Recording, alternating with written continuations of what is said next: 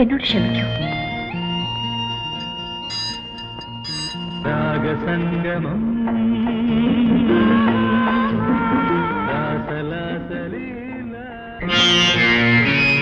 രാമണി മാറി നിൽക്ക്.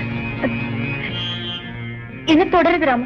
വിടണേ രാമണി, വിടണേ, വിടാനാ പറഞ്ഞത്. രാമണി, എടാ നീ എന്നെ മറ്റൊരു ശ്രീദേവി കുഞ്ഞമ്മയാണെന്ന് കരുതിയല്ലേ?